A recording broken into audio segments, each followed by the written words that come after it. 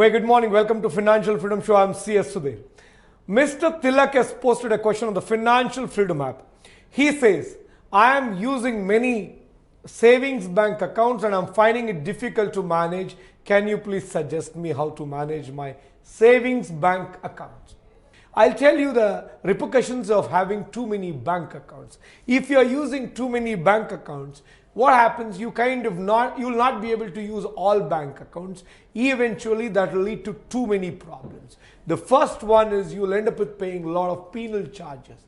So when you are using too many bank accounts and you're not able to maintain that kind of minimum balance, you're not able to make transactions through these bank accounts for a long time, then these bank accounts will start levying penal charges on your account, which means your bank balance may turn negative, which in turn may affect your credit score in the future. As on today, that's not there, but in the future, that may happen as well. Apart from that, in the future, if you have to receive some money into the bank account, they will adjust those charges, that negative balance with your incoming funds. So that's something which you need to be worried about. Number two, dormant status. In case you have some money in that bank account and you're not using that bank account for some time, that will turn out to be a dormant account. And once it turns out to be a dormant account, the money which is there in that account may get transferred to National Investor Education Fund, and then you kind of lose hold on that amount, right? Number three, when you have too many bank accounts, you will end up with spending a lot of money. In fact, the time, more than money, a lot of time in managing those accounts. Because I said the time and money both, because you know that when you have these savings bank accounts which are not zero balance accounts, you'll have to maintain certain amount of balance.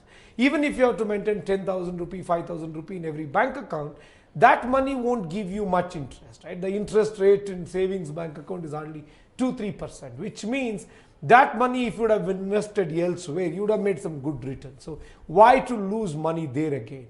And the time consumption is also very high because you have to keep changing the passwords, because all these internet banking accounts, every now and then the passwords expires. You have to manage those accounts. That's again other headache. In case if you change your address, you have to notify all those banks, informing them that you changed your address. All that consumes a lot of time.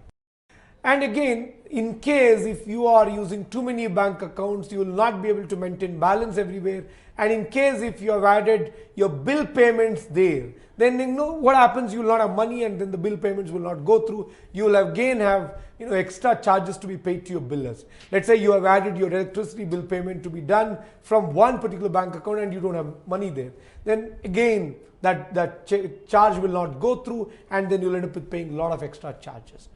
Same way your EMIs as well, right? Because in case if you have made some ECS mandate, if you have given some ECS mandate to debit your EMIs from your particular bank account, and if you're not maintaining balance there, then again those EMIs will not go through and you will end up with paying check bounce charges and all that.